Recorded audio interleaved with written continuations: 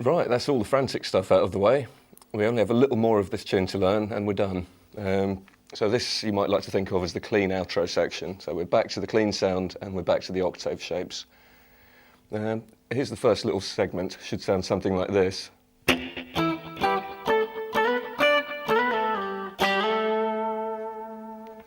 So much of this will be familiar to you from what we did at the start of the track. First octave shape, looking mainly at the notes on the A string here, so that's 7th fret, go up 3 frets to there. And I'll move on to the next set of strings and counting the D string notes, it's 7th fret and 9th fret. And on the highest possible octave shape here, G and E strings, that's the 7th fret there. So this section you'll remember, you slide up quickly to the 9th fret on the D, and then at a more relaxed pace down to the 7th fret and finally the 5th. So.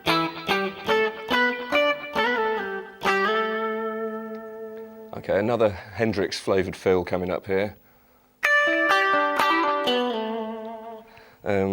So this arguably based around that minor 7th shape there. So you'd start out with your little finger on the 10th fret on the top E string, and then you go to the 9th fret on the G, 8th on the B, and the G string again, but this time you've taken your ring finger off, so it's the 7th fret. So. And now a couple of double stops. You hit the G and B strings, holding the same chord shape, hammer on at the 9th fret on the G string, and then play the same double stop again without the 9th fret. And then round it off with that. So that section again.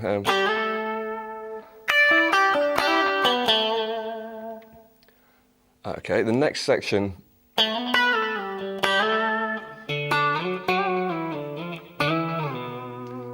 nearly the same as ideas that we've met earlier. There's that broken octave idea. You're moving your fretting hand just as a block of notes, but you're picking the low note first. So you'd start with D string at the 7th fret, slide up to, and now you pick the the B string part, and finally landing there, 5th fret on the D string, and cut it off.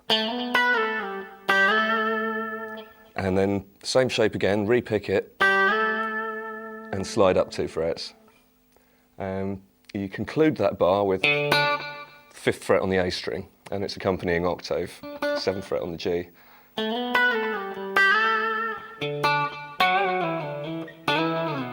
And that's the first real departure, this part here. You'd start with an octave, 9th fret at the A string, bend them both up a semitone and down again, as quick as you can, and then slide down to the 7th on the A string and finally the 5th on the A string. So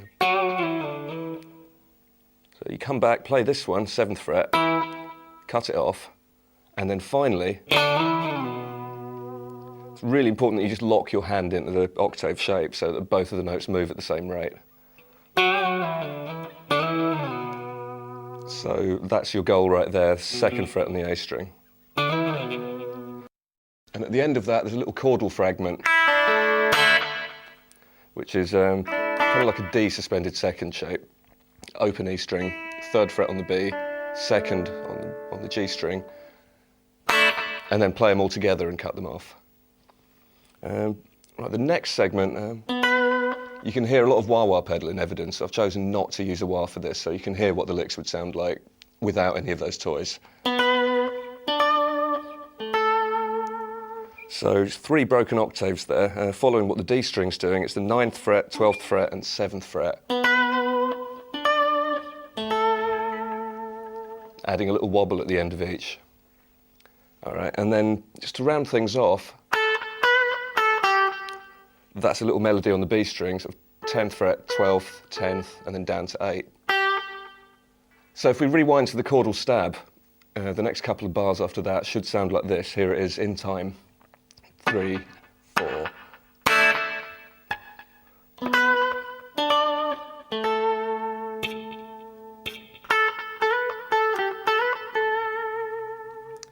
And at this point, everything kind of winds down. You might see this written as RAL in transcriptions. It just means everything slows down. It's not playing metronomically anymore. And what happens from here to the end of the tune, you don't need to worry too much about the rhythm because there's no drum kit to lock in with or anything like that. You've got as long as you like. Just to play these slow, simple melodies. That's the first phrase, 8th and 7th on the B string, and then 9 and 7 on the G. Slow down even more at this point.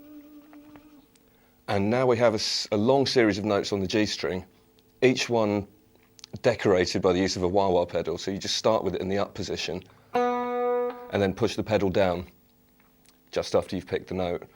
But without that, it sounds like this. That's 4th, 7th and 9th on the G, followed by the same idea but going on for a bit longer. 4, 7, 9, 12, 11. A little bit Ain't No Sunshine. And then these two, 9th and 11th, same pattern, 2 frets lower. And then finally, nice long note there, 4th fret on the G string. And then 2nd, 7th and 4th frets. So far we've got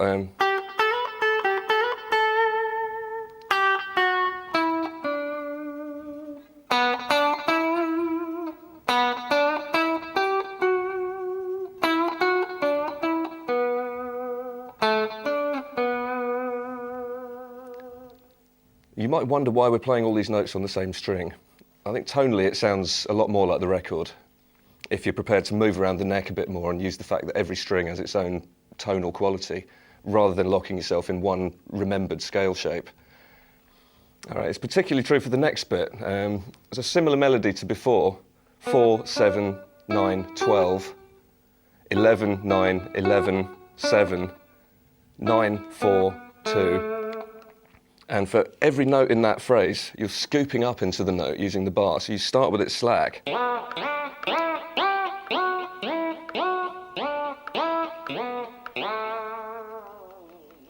You should find that you can just hammer those notes on with your fretting hand. And all this hand has to worry about is making sure the bar is depressed at the start of each note and quickly returns to its natural resting place.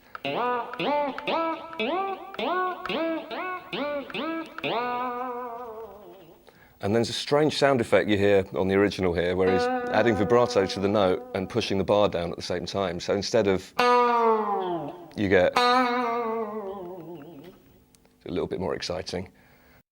Same thing for this note, 7th fret on the G this time. And the final notes in this piece really aren't notes at all. All you have to do from here to the end is just kind of shake the bar around, and you should make the strings move just by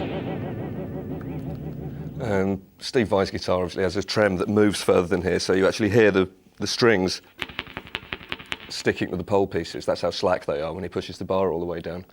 But this is going to vary depending on what guitar you're using. Main point is that you're just shaking the bar frantically, and at the end of it all, you form this kind of E minor chord, so that when you let the bar back, that chord kind of appears as if from nowhere. And that's it. That's Tender Surrender. Good luck, everyone, and bye from me.